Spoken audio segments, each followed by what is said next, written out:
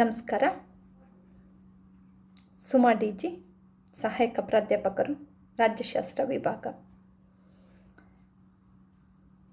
ಈ 10ನೇ ಸೆಷನ್ನಲ್ಲಿ first module 10 session boards or commission, ಮಂಡಳಿಗಳು ಅಥವಾ ಆಯೋಗಗಳು ಅಂತ ಹೇಳಿ ಕರಿತೀವಿ. ಏನು ಮಂಡಳಿ ಅಥವಾ ಆಯೋಗಗಳು? ಸಾರ್ವಜನಿಕ ಆಡಳಿತದಲ್ಲಿ ಮಂಡಳಿಗಳು ಅಥವಾ ಆಯೋಗಗಳು ಬಹಳ ಮುಖ್ಯವಾದಂತಹ ಒಂದು ಪರಿಕಲ್ಪನೆಯ ವಿಷಯಗಳು. ಏನು ಅನ್ನುವಂಥದ್ದನ್ನು ಇವತ್ತು ನಾವಿಲ್ಲಿ ತಿಳಿದುಕೊಳ್ಳೋಣ. ಇಲ್ಲಿ ಈ ಆಡಳಿತದ ವ್ಯವಸ್ಥೆಯಲ್ಲಿ ಇಲಾಖೆಯ ಮುಖ್ಯಸ್ಥನನ್ನು, ಆಡಳಿತದ ವ್ಯವಸ್ಥೆಯಲ್ಲಿ ಇಲಾಖೆಯ ಮುಖ್ಯಸ್ಥನು ಇಲಾಖೆಯ ಕಾರ್ಯಗಳನ್ನು ನಡೆಸುವ, ನಿರ್ದೇಶನ ನೀಡುವ, ಮೇಲ್ವಿಚಾರಣೆ ನಡೆಸುವ ಮತ್ತು ಸ್ವತಂತ್ರ ಒಂದು ಜವಾಬ್ದಾರಿಗಳನ್ನು ತೆಗೆದುಕೊಳ್ಳುವಂತಹ ವ್ಯಕ್ತಿಯಾಗಿರುತ್ತಾನೆ. ಆದರೂ ಸಹ ಈ ಎಲ್ಲ ಬಗೆಯ ಅಧಿಕಾರಗಳನ್ನು ಒಬ್ಬನೇ ವ್ಯಕ್ತಿಯಲ್ಲಿಯೇ ಸಹ ನಾವು ನೆಲೆಗೊಳಿಸಬೇಕು ಎಂಬ ಬಗ್ಗೆ ಆಡಳಿತದ ತಜ್ಞರಲ್ಲೇ ಭಿನ್ನಾಭಿಪ್ರಾಯವಿದೆ. ಮಂಡಳಿಗಳು ಅಥವಾ ಆಯೋಗಗಳ ಬಗ್ಗೆ ಅಧಿಕಾರ ಕಾರ್ಯವನ್ನು ನೀಡುವಂತಹ ಸಂದರ್ಭದಲ್ಲಿ ಸಾರ್ವಜನಿಕ ಆಡಳಿತದಲ್ಲಿ ಇದನ್ನು ಒಬ್ಬ ಅಧಿಕಾರಿಯ ಕೈಯಲ್ಲಿ ನೀಡಬೇಕಾ ಅಥವಾ ಹಲವು ಅಧಿಕಾರಿಗಳ ಕೈಯಲ್ಲಿ ನೀಡಬೇಕಾ, ಅಥವಾ ಒಬ್ಬ ಅಧಿಕಾರಿಯ ಕೈಯಲ್ಲಿ ಎಲ್ಲ ಮಂಡಳಿಯ ಅಥವಾ ಆಯೋಗಗಳ ಅಧಿಕಾರವನ್ನು ನೀಡಿದಾಗ ಮಂಡಳಿ ದಕ್ಷತೆ ಮತ್ತು ಮಿತವ್ಯಯವನ್ನು ಸಾಧಿಸಲು ಸಾಧ್ಯವಾಗುತ್ತೋ ಇಲ್ಲವೋ ಅನ್ನುವಂತಹ ಅಭಿಪ್ರಾಯಗಳ ಬಗ್ಗೆನೇ ಸಹ ನಮ್ಮ ಸಾರ್ವಜನಿಕ ಆಡಳಿತದ ತಜ್ಞರಲ್ಲಿ ಒಂದು ದ್ವಂದ್ವ ಅಭಿಪ್ರಾಯಗಳನ್ನು ನಾವು ಇಲ್ಲಿ ಕಂಡುಕೊಳ್ತೀವಿ. ಆದರೆ ಅದೇನೇ ಒಂದು ಅಭಿಪ್ರಾಯಗಳಿರಲಿ ಅಥವಾ ಅದೇನೇ ಒಂದು ಸಮಸ್ಯೆಗಳು ಅಥವಾ ಗೊಂದಲ ಅಂಶಗಳು ಇರಲಿ, ಇಲ್ಲಿ ಒಂದು ಮಂಡಳಿ ಅಥವಾ ಒಂದು ಆಯೋಗ ಅಂತೇಳಿ ಕರಿಬೇಕು ಅಂದಾಗ ನಮಗೆ ಬಹು ಮುಖ್ಯವಾಗಿ ಇಲಾಖೆಯ ಎಲ್ಲ ಅಧಿಕಾರಿಗಳು ಸಹ ಒಬ್ಬ ವ್ಯಕ್ತಿಯಲ್ಲಿ ನೆಲೆಗೊಂಡಿರುತ್ತೆ. ಎಲ್ಲ ಇಲಾಖೆಯ ಅಧಿಕಾರಗಳು ಸಹ ಒಬ್ಬ ವ್ಯಕ್ತಿಯಲ್ಲಿ ನೆಲೆಗೊಂಡಿರುತ್ತೆ. ಸೊ ಇಲ್ಲಿ ಅದನ್ನು ಕಚೇರಿ ಪದ್ಧತಿ ಅಂತಲೂ ಸಹ ಇನ್ನೊಂದು ಕಡೆ ಕರಿತೀವಿ. ಇಲಾಖೆಯ ಎಲ್ಲ ಅಧಿಕಾರಿಗಳು ಹಲವು ವ್ಯಕ್ತಿಗಳಿಂದ ಕೂಡಿದಂತಹ ಅಂಗವಾಗಿದ್ದರೆ ಅದನ್ನು ಮಂಡಳಿ ಅಂತೇಳಿ ಕರಿತೀವಿ.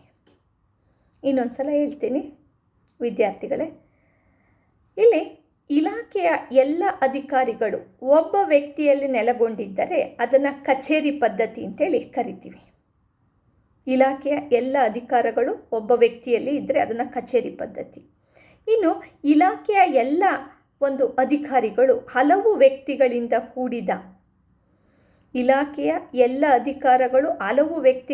ಕೂಡಿದ ಆಡಳಿತದ ಅಂಗದಲ್ಲಿದ್ದರೆ ಅದನ್ನು ಮಂಡಳಿ ಅಂತೇಳಿ ಕರಿತೀವಿ, ಅಥವಾ ಅದನ್ನು ಒಂದು ಆಯೋಗ ಪದ್ಧತಿ ಅಂತಲೂ ಸಹ ನಾವು ಸಾರ್ವಜನಿಕ ಆಡಳಿತದಲ್ಲಿ ಕಾಣ್ತೀವಿ.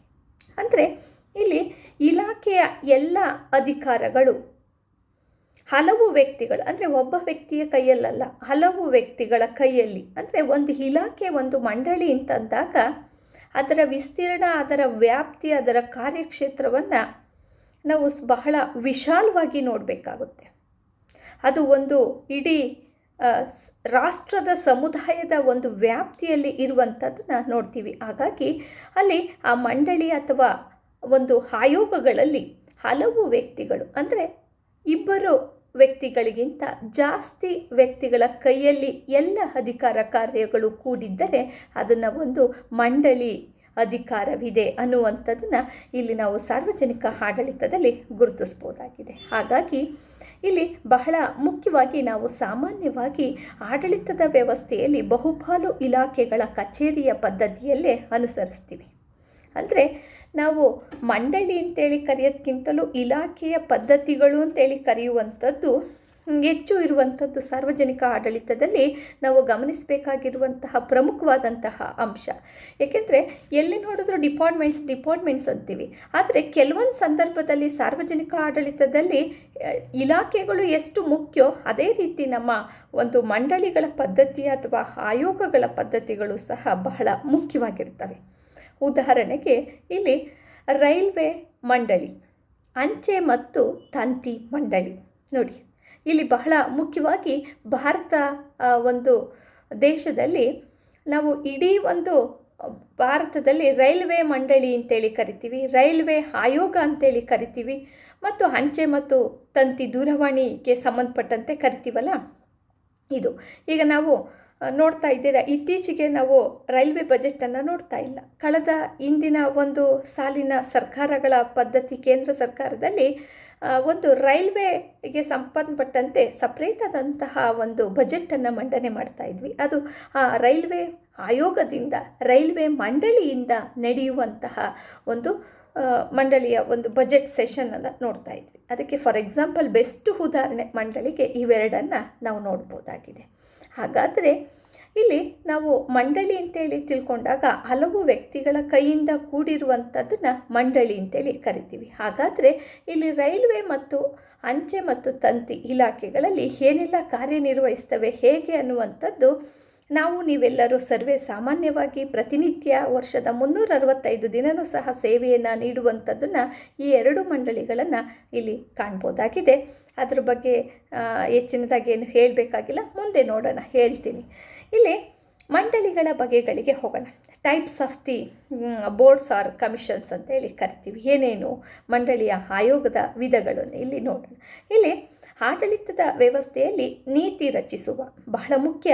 ನಮಗೆ ಒಂದು ಪಾಲಿಸಿಗಳು ಬರಬೇಕು ಅಂದಾಗ ಆ ನೀತಿ ರಚಿಸಿ ಅವುಗಳನ್ನು ಯಾವ ರೀತಿಯಾಗಿ ಅಂಗೀಕರಿಸಬೇಕು, ನೀತಿ ರಚಿಸಿದ್ರೆ ಸಾಕಾಗಲ್ಲ, ಅವುಗಳನ್ನು ಅಂಗೀಕರಿಸಿ ಅವುಗಳಿಗೆ ಸಂಬಂಧಪಟ್ಟಂತೆ ಏನಾದರೂ ವಿವಾದಗಳು, ತೀರ್ಮಾನಗಳು ಇದ್ದಾಗ ಅವುಗಳಿಗೆ ಸಂಬಂಧಪಟ್ಟಂತೆ ಎಲ್ಲವನ್ನು ಸಹ ನಾವು ವಿವೇಚನಾ ಅಧಿಕಾರದ ಅಡಿಯಲ್ಲಿ ನಾವು ಅದನ್ನು ಎಲ್ಲವನ್ನು ಸಹ ಕೂಲಂಕುಷಕವಾಗಿ ಭಿನ್ನಾಭಿಪ್ರಾಯಗಳನ್ನು ತೀರ್ಮಾನಿಸಿ ನಾವು ಪ್ರಮುಖವಾಗಿ ಕಾರ್ಯವನ್ನು ನಿರ್ವಹಿಸುವಂಥದ್ದನ್ನು ಕಾಣ್ತೀವಿ. ಹಾಗಾಗಿ ಇಲ್ಲಿ ನಾವು ಇಲಾಖೆಗಳ ಬಗೆಗಳು ಅಂದಾಗ ನೀತಿಯನ್ನು ರಚಿಸಿದ್ದನ್ನು ಸಾರ್ವಜನಿಕರಿಗೆ ಸಾರ್ವಜನಿಕ ಆಡಳಿತದ ಪ್ರಕಾರವಾಗಿ ಆಡಳಿತವನ್ನು ನಿರ್ವಹಣೆ ಮಾಡಿ ವ್ಯವಹರಿಸಿ ಅದನ್ನು ತಲುಪಿಸುವಂತಹ ಜವಾಬ್ದಾರಿ ಈ ಮಂಡಳಿ ಅಥವಾ ಆಯೋಗದಲ್ಲಿ ಪ್ರಮುಖವಾಗಿ ನಾವು ಕಾಣ್ತೀವಿ.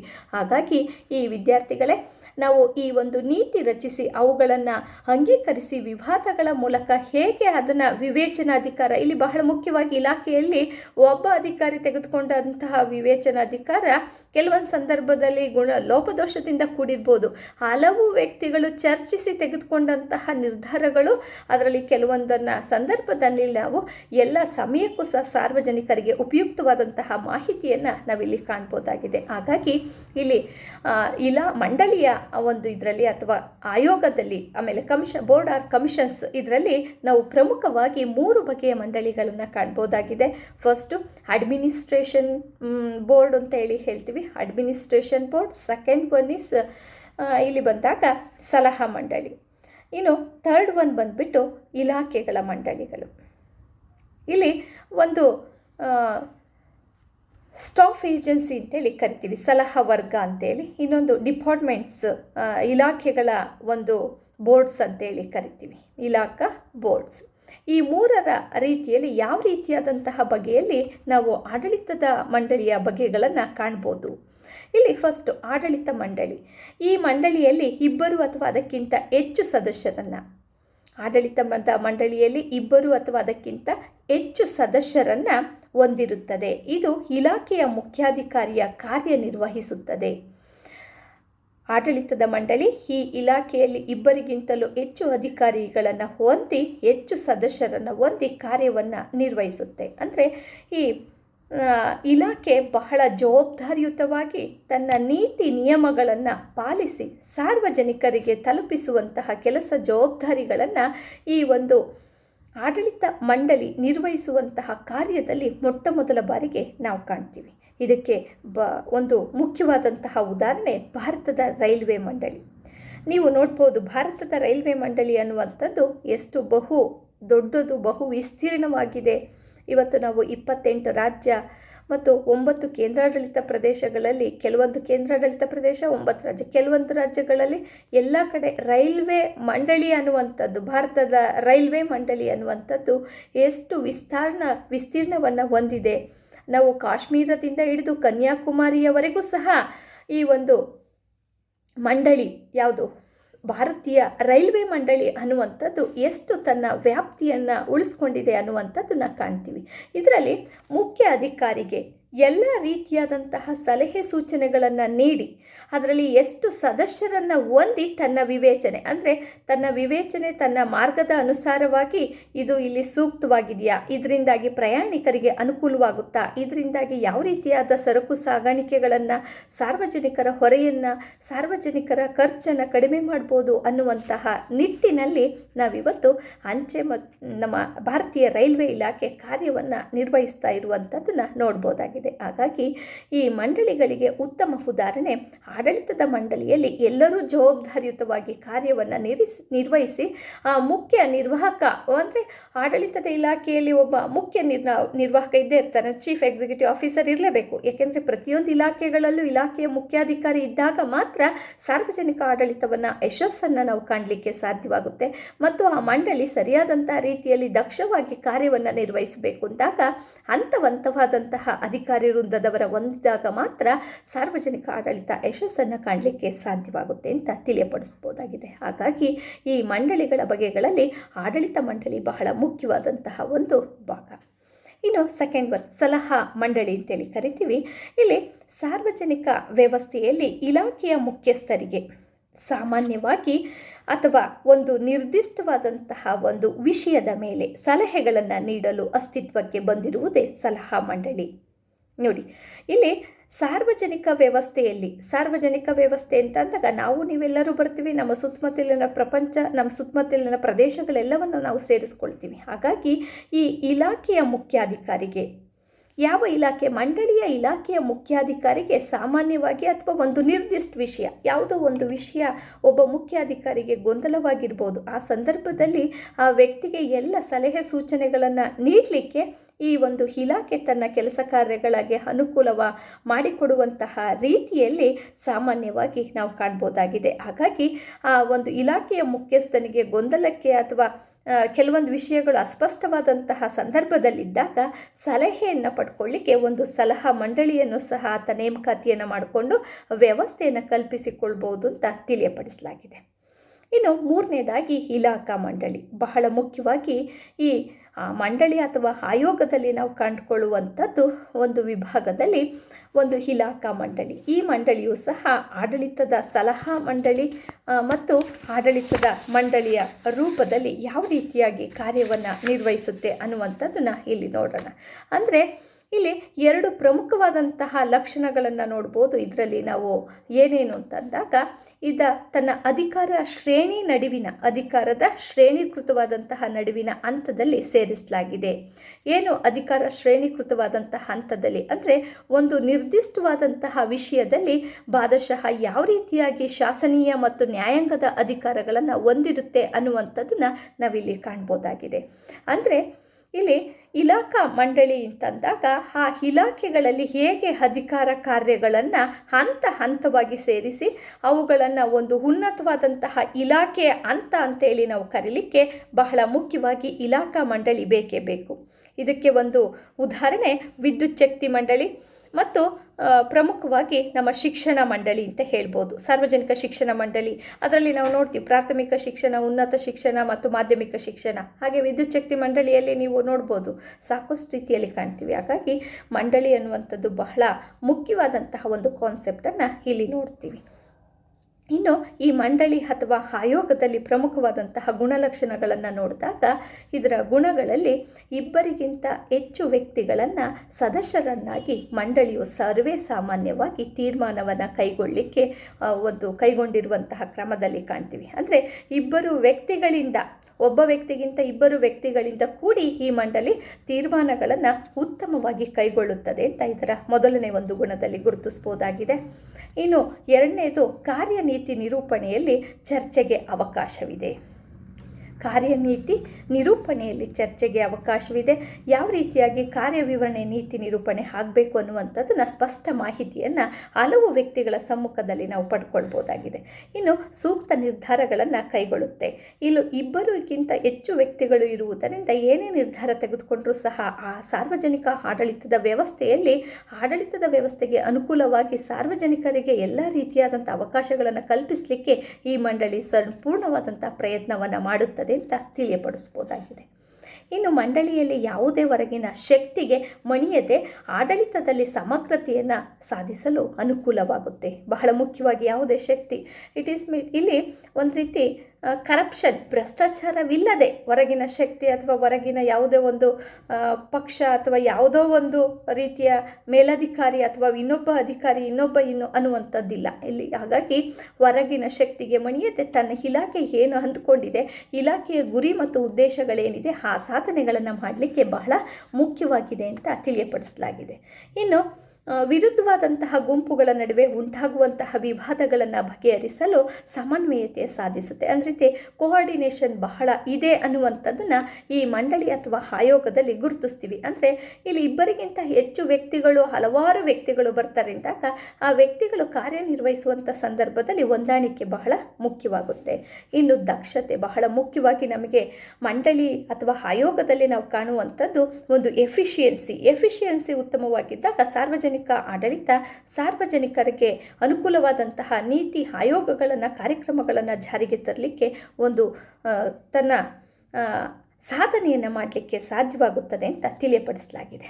ಇನ್ನು ಗುರಿ ಮತ್ತು ಉದ್ದೇಶ ಬಹಳ ಮುಖ್ಯವಾಗಿ ಏನು ನಾವು ಈಗ ಭಾರತೀಯ ರೈಲ್ವೆ ಇಲಾಖೆ, ಅಂಚೆ ಇಲಾಖೆ ಅಥವಾ ಒಂದು ಶಿಕ್ಷಣ ಇಲಾಖೆ ಅಥವಾ ವಿದ್ಯುತ್ ಶಕ್ತಿ ಇಲಾಖೆ ಅಂತೇಳಿ ಕರಿತೀವಿ. ಆ ಎಲ್ಲ ಇಲಾಖೆಗಳು ತಮ್ಮ ಸಾಧನೆಯನ್ನು ಸಾಧಿಸಿ ಉತ್ತಮವಾಗಿ ಸಾರ್ವಜನಿಕರಿಗೆ ಉತ್ತಮ ಅವಕಾಶಗಳನ್ನು ಒದಗಿಸಿ ಒಂದು ರೀತಿ ರಾಷ್ಟ್ರದ ಅಭಿವೃದ್ಧಿಯಲ್ಲಿ, ರಾಷ್ಟ್ರದ ಆಡಳಿತದ ವ್ಯವಹಾರದಲ್ಲಿ ಒಂದು ಬೆಸ್ಟ್ ಒಂದು ಕಮಿಷನ್ಸ್ ಅಂತ ಕಾಣಲಿಕ್ಕೆ ಇವು ಬಹಳ ಪ್ರಮುಖವಾದಂತಹದ್ದು ಸಾಧನೆ ಅಂತೇಳಿ ಕಾಣಬಹುದಾಗಿದೆ. ಹಾಗಾಗಿ ಈ ಎಲ್ಲ ಗುಣಲಕ್ಷಣಗಳನ್ನು ಒಳಗೊಂಡಂತೆ ಮಂಡಳಿ ತನ್ನ ಕಾರ್ಯವನ್ನು ನಿರ್ವಹಿಸುತ್ತೆ.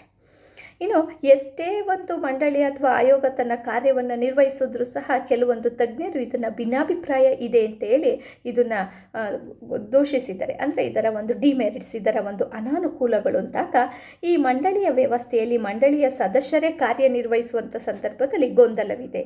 ಅಂದರೆ ಒಬ್ಬರಿಗಿಂತ ಹೆಚ್ಚು ವ್ಯಕ್ತಿಗಳು, ಹಲವು ವ್ಯಕ್ತಿಗಳು ಬರುವುದರಿಂದ ಅವರ ನಡುವೆ ಒಂದು ರೀತಿ ಈ ಸಮನ್ವಯತೆ ಅಂದರೆ ಒಂದು ಕೋಆರ್ಡಿನೇಷನ್ ಸಮಸ್ಯೆಯಿಂದಾಗಿ ಎಲ್ಲೋ ಒಂದು ಕಡೆ ಕೆಲಸದ ಒಂದು ಕಾರ್ಯದ ಒತ್ತಡ ಏನಾಗ್ಬೋದು, ಸ್ವಲ್ಪ ಕುಂಠಿತವಾಗ್ಬೋದು. ಅಂದರೆ ಮಿತವ್ಯಯ ಉಂಟಾಗ್ಬೋದು, ಸರಿಯಾದಂಥ ಸಮಯಕ್ಕೆ ಮಾಡ್ದಲೇ ಇರುವಂಥದ್ದನ್ನು ಕಾಣ್ತೀವಿ. ಹಾಗಾಗಿ ಇನ್ನು ಸೆಕೆಂಡ್ ಪಾಯಿಂಟ್, ತಪ್ಪು ನಿರ್ಧಾರ ಕೈಗೊಳ್ಬೋದು.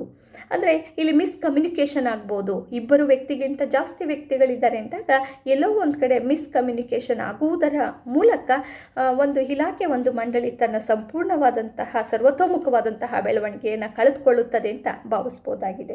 ಇನ್ನು ಅದಕ್ಷತೆ ಉಂಟಾಗುತ್ತೆ. ಬಹಳ ಮುಖ್ಯವಾಗಿ ಇಲ್ಲಿ ದಕ್ಷತೆ ತರಬೇಕು. ಎಫಿಷಿಯನ್ಸಿ ಅಂದಾಗ ಎಲ್ಲ ಇಲಾಖೆಯ ಅಧಿಕಾರಿಗಳು ಸಹ ಉನ್ನತವಾದಂಥ ಅಧಿಕಾರಿ ವರ್ಗ ಕಾರ್ಯನಿರ್ವಹಿಸಲಿಕ್ಕೆ ಸಾಧ್ಯವಾಗಲ್ಲ. ಹಾಗಾಗಿ ಅವರಲ್ಲೇ ಕೋಆರ್ಡಿನೇಷನ್ ಇಲ್ಲದೆ ಅದಕ್ಷತೆಗೆ ಹೆಸರು ಮಾಡಿಕೊಡುತ್ತದೆ ಅಂತ ತಿಳಿಯಪಡಿಸಲಾಗಿದೆ. ಇನ್ನು ವಿಭಿನ್ನ ಅಭಿಪ್ರಾಯಗಳು, ಇಲ್ಲಿ ಒಬ್ಬನಿಗಿಂತ ಹೆಚ್ಚು ಅಧಿಕಾರಿಗಳು ಇರುವುದರಿಂದ ಒಬ್ಬನ ಅಭಿಪ್ರಾಯ ಇನ್ನೊಬ್ಬನ ಅಭಿಪ್ರಾಯಕ್ಕೂ ಸಹ ಸರಿಯಾದಂತಹ ರೀತಿಯಲ್ಲಿ ಬರದೆ ಒಂದು ರೀತಿ ಇಲಾಖೆ ಎಲ್ಲೋ ಒಂದು ಗೊಂದಲಕ್ಕೆ ಅವಕಾಶವನ್ನು ಮಾಡಿಕೊಟ್ಟು ಸಾರ್ವಜನಿಕರಿಗೆ ತಪ್ಪು ಅಭಿಪ್ರಾಯವನ್ನು ಮೂಡಿಸಿದಂತಾಗುತ್ತೆ. ಇದರಿಂದಾಗಿ ಇಲಾಖೆ ಸಾರ್ವಜನಿಕ ಹಿತಾಸಕ್ತಿಯನ್ನು ಕಳೆದುಕೊಳ್ಳುತ್ತೆ ಅನ್ನುವಂಥದ್ದನ್ನು ಗುರುತಿಸ್ಬೋದಾಗಿದೆ.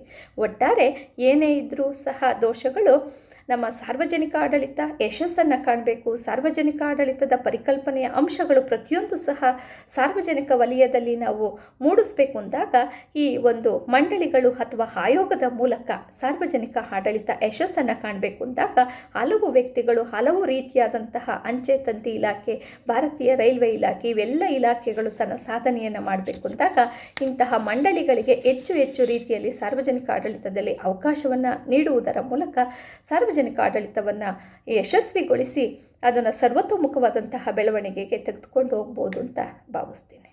Thank you.